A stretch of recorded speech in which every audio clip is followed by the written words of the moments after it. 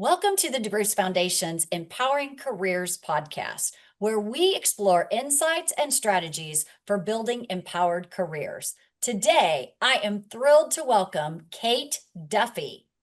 Kate is the mother of two sons with autism, and she facilitates and supports an advocacy group for parents of adult children with autism and developmental disabilities. As a lifelong educator and transition navigator, Kate has helped college students with disabilities prepare for the workforce. She has served as a universal design for learning coordinator with a project funded by the National Science Foundation. And she's even co-published a book co-written with the esteemed Dr. Temple Grandin. She has done so much to build inclusive classrooms, communities, and help people build empowered careers. I'm just thrilled to have her on our show today. Welcome, Kate. Thank you. It's a real pleasure to be here. First, maybe let's talk about you and your own empowered career. Can you just tell us a little bit about your career journey, Kate? How did you get to where you are today? Okay. Well, when I started college at 18, I was paying my own way through college. So I was working a million hours. And after a couple of years, I simply flamed out. I probably had some learning disabilities undiagnosed, which made it difficult. And so I joined the AmeriCorps Vista and became a community organizer. And with that job, I learned to listen to people, to really listen to people, hear what they were saying, what was important in their lives. And I also learned to speak with them in a way that made them feel included and made them want to be involved in the community project that we were taking on. So those traits, those skills have worked for me in all the different jobs I've had. And they also led me to a career which I think of as kind of a social justice career. When I was teaching at the community college, I was teaching low-income people and who needed to get a college education, but also needed to know more about jobs and how to get jobs that fit their particular strengths. So at the same time, I'm writing a book called How to Be Happily Employed in Kansas City, and I'm taking all that career information and using it with my students so that they are researching careers as part of a research project and deciding which careers are the best fit for them, depending on the qualities that they chose of a good career fit. So anyway, I just wanted to share that kind of information with my students, and then shared it also with the students with disabilities that I worked with at both UMKC and with Penn Valley. I love too how you kind of frame that. And it's both been like a personal journey and a professional journey for you, that you've gotten to really meld together the skills and what you care about doing. So that leads me to I can't let you get off the hook without telling us what your top three agilities are, Kate. So what Okay, are I should those? make you guess them, but Okay, I will try to get. Let's do play that game. yeah, Is developing others one of your top three it agilities? was actually Yes. number 2. Yes, okay, so developing others is one of them. Is serving and caring. That was number 3. Okay. And is innovating? That was number 1. All right. So, and Yes. truly, that's exactly what you've done. You've been able to think about the ways that you can even cross-pollinate what you're doing personally, but also activating the community to be able to operate in that space of developing others, serving others. So I love how your three agilities have combined to actually be able to help you on your career path, and that you've used those in so many wonderful ways for our local community, but also for others. You know that at the DeBruce Foundation, we love to do research, and we've done some research that helps us understand a little bit about how to build careers with higher wages, less risk of unemployment, better benefits, more autonomy over work conditions and such. And we call that employment empowerment. Mhm. And as one of our agilities coaches, you happen to know that the research is really pretty clear about the two factors that we can grow and develop in individuals to help them be on a pathway to employment empowerment. One of those is career literacy. All of your career navigation, all of the kinds of things that you've done to help people understand their vision and how they could prepare themselves, right? And orient themselves towards what they want to achieve in that. And the second area is strong networks, right? Mhm. And I think that you've spent some of your own social capital on helping others get into some networks. So how do you see the impact of career literacy and strong networks? How have those shown up in your own career, and how have those shown up in the careers of your students? Like you talked about Penn Valley and UMKC and others. Right. So, when I was writing that series of books, the How to Be Happily Employed in Kansas City, I learned so much that I didn't know about the career process. And it was eye-opening for me. And then, of course, eye-opening for my students when I had them do those exercises. Just knowing you have options and knowing that if you can be organized by choosing the direction that you want to go and knowing as much as you can about that job and also about the economy. How is this job going to be affected by the economy? I'm thinking software developers right Yes. now. And so just knowing that there are options. Okay, this one doesn't work out. Take your same skills and move over this way and try that. And which is kind of what has happened to me over the years too, is because I was half self-employed and half working for colleges and universities, I had to be very observant so that I could move in the direction that was a good fit for me and where the need was in the economy. The networking, I also call community building. And I think community is so important.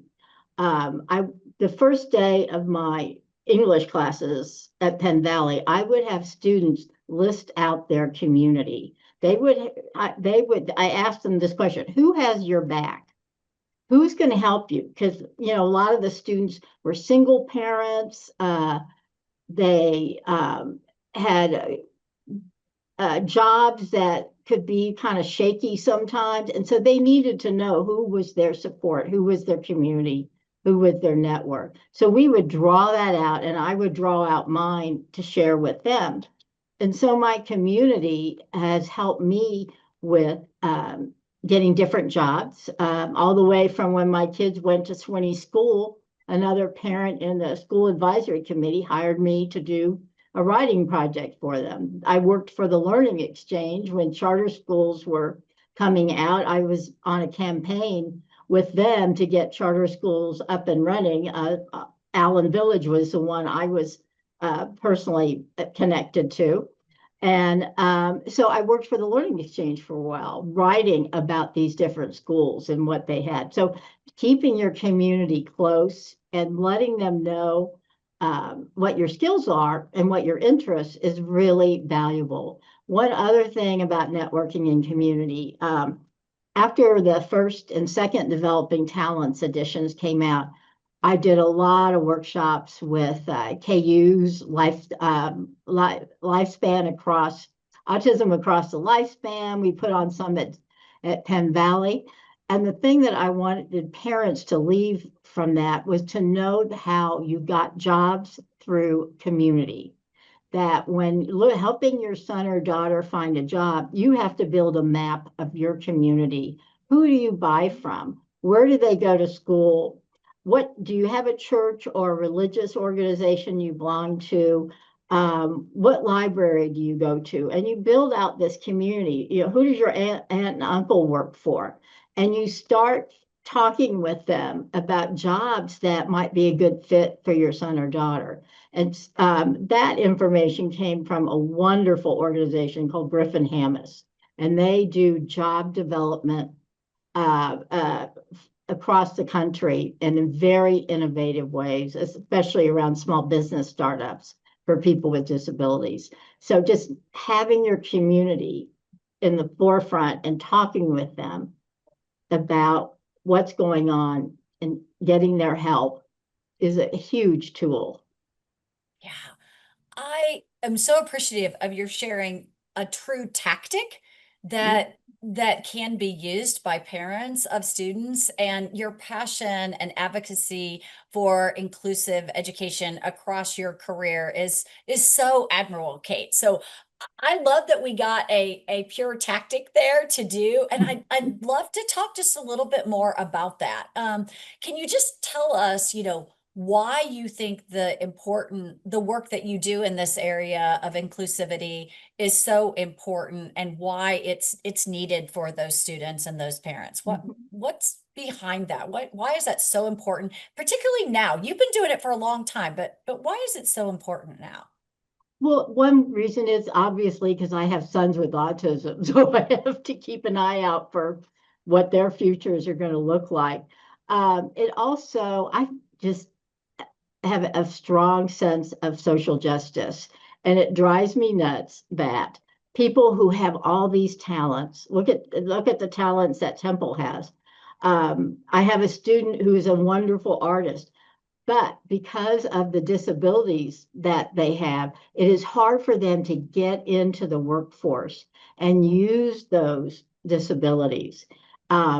We also, on the other hand, society is missing out on a lot of people with talents that could contribute. Yeah, Um, and so it works both ways. We're missing out as a whole on a lot of talent. yeah.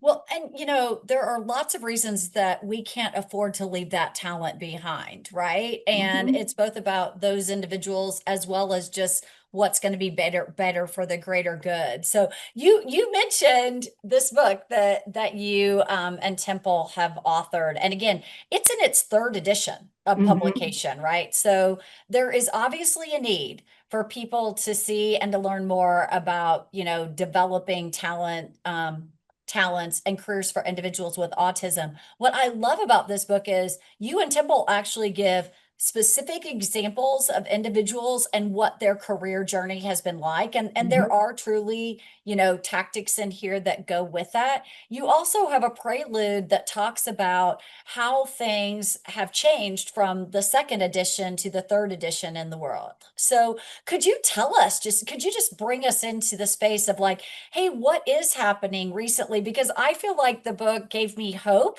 that we have more going for us in terms of understanding what it is that we need to do so that that no talent is left behind. So could you Mhm. talk about that a little bit? Sure.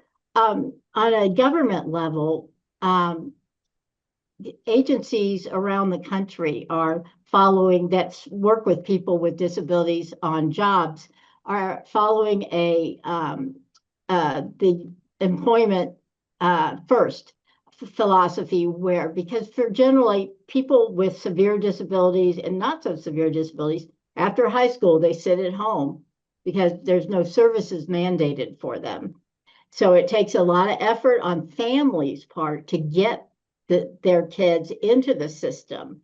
And what the system is saying is that we should have that be a priority, that our youth with disabilities are getting jobs. And so these agencies, and Missouri has signed on, and I'm not sure if Kansas has yet, but has signed on to say this is our priority. So that means more training for agency officials who work with people with disabilities and teaching them how uh, really concrete strategies to help them find employment that's a good fit for them. It promotes a system called the discovery system, which is used for people with disabilities to find out more about their lives, what they're kind of like the agilities, what they're good at, what they like to do, what their interests are, and to get to know them really, really well so you can help them find a job that's a good fit. So that was one of them. Another one was that organizations like UMKC's Institute for Human Development has a program that's had it for years called Charting the Life Course. When they have a conference, they have, tons of people come from across the country who use this system to help plan people's, not just their job life, but their whole life into recreation, where they're going to live. And it's a process that families are taught, agencies are taught that work with them. So it's very well coordinated and it's across the country. Then we have the agilities. I'm an agilities coach. I went through the training a couple of years ago, and I want to go through it again as I attempt to work with more, this time adults with disability. Just kind of simplifying this process of finding out what you're good at. And what your interests are. Students, I don't think oftentimes are given the opportunity when they're in school to figure out what they're good at, and it's kind of in both parents and teachers' realm to be watching and observing them to help them find that out. But the Agilities program really helps people figure that out in kind of a fun way. I mean, both, and then also individually, but collaboratively. If you're doing it in a classroom, you can work with other people who are doing it. You can talk about what your findings are, the kinds of jobs. It also teaches them to research those jobs and to know what kind of education or training are you going to need to get those jobs. So that's a real valuable, just kind of how it is simplified that process more. Oh, thank you so much for sharing those. And again, if you haven't read the book, I really encourage you to read the book. Kate, if you could tell the world just one thing about supporting and empowering neurodivergent students or coworkers, what would it be? I think to be respectful Okay. of them, not feel sorry for them, but to be respectful and find out more about them, what their life is like, what they like to do. Just going back to that, what are they good at? But be respectful of that process and give them the opportunity to go through and figure out what they're good at. My fear is, even though, and I don't know this, and maybe you don't know it either, Leigh Anne, but how is the Agilities program being used with special ed students? Because school districts are using it, but are they using it with everybody? Yeah. Yes, thank you for even asking about that. We are fortunate that we have some school districts that are using it across the board. And in the K-12 resources that we released in November of 2024, we do include in there some very specifics about ways to use them with students across the spectrum of abilities. Oh, And recognizing that there are lots of ways that these activities will build confidence and can be used with a variety of learners. And even this ability, it's always important. And you mentioned it, like starting at the beginning with, hey, what is it that you like to do? And understanding more about what you do well. At the same time, understanding that you can grow and develop other skills, right? So being in that space of growth mindset. So that's where I have heard a lot of individuals who work with students with special needs say, these activities, even this agile work profiler, these are things that make my students feel better about themselves mhm. rather than less than or worse. And so if nothing else, I think that is very important, but we do have some real intentionality around the designs of the activities that can be used. And again, you can never start too early, right? Like Right. kindergarten, first grade, second grade, we can Mhm. already be talking about the kinds of work activities that someone will pay you to do someday. Oh, those are the Mhm. agilities. And you're learning how to serve and care for others now, how to organize, how to manage, how to do those things. And maybe that brings us full circle back to, developing one's career happens all across a lifetime, and you have had a very successful career that you have been able to cross over your passion and caring about people on the spectrum, as well as social justice issues, as well as education. So if you could give one piece of advice to our listeners today about how they can build their own careers or help others build theirs, in addition to that, be respectful of individuals, no matter who they are when you meet them. What other piece of advice might you give, Kate? I would say keep an open mind. Know that things change all the time, and that if you are observant, you can see those changes and you can kind of go with the flow of the changes and figure out your next steps. And just keep in mind that things will change, and it's important to have options and just to know what those options are. Yes. Well, and thank you for doubling down on, I love this network strength defined as community building. And I'm going to take away that question, which is who's got your back? I think that's something that all of our listeners can also take away. Things are going to change. You're going to grow and change. It's important to know what you like to do, but also know who is in your community, know who's got your back, build that community. And we can all be blessed by taking a lesson from you today, Kate, which is, put into words so that others can use the information and the tactics that you have learned across your lifetime.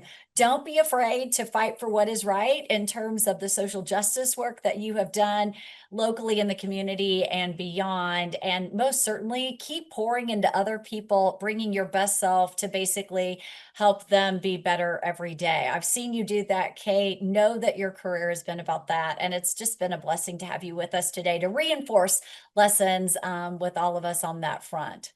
For everyone who tuned in, if you've enjoyed our conversation, be sure to check out our website at debruce.org and follow the DeBruce Foundation on social media for more career building resources. Together, we can build empowered careers. We'll see you next time.